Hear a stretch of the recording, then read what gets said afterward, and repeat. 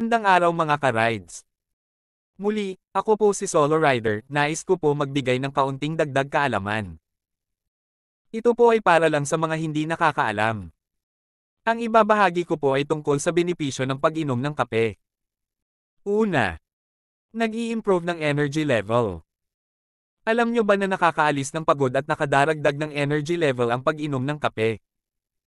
Ito ay dahil sa stimulant na mayroon nito, ang caffeine. Pangalawa, sumusunog ng taba.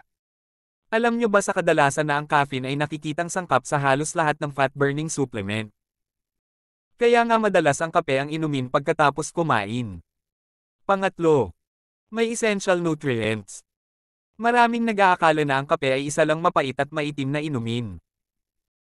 Alam ba ninyong maraming nutrients ang matatagpuan sa kape? Ang isang basong kape ay nagtataglay ng riboflavin, or vitamin B2.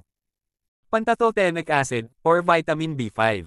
Manganese at potassium, magnesium at niacin. Para ka rin uminom ng vitamins. Pang-apat, pampababa ng tsansa na magkaroon ng type 2 diabetes.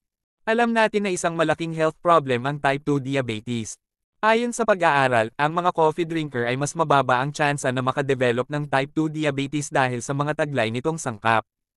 Panglima, pangontra sa Alzheimer at dementia. Bagaman wala pang natutukoy na gamot para sa Alzheimer. Sinasabi ng pag-aaral na mainam pangontra ang pag-inom ng kape at syempre ang pagkain ng masustansyang at maayos na lifestyle. Pang-anim, may protective effect sa liver.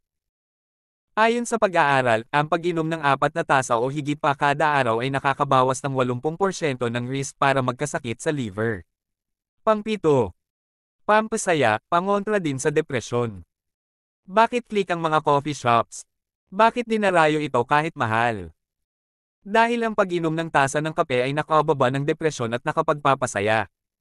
Kung nagustuhan nyo ang video na ito, please like naman, at pakipindot ang subscribe button mga ka-rides, at maaari na rin kayo mag-iwan ng comments. Thanks for watching Solo Rider Channel.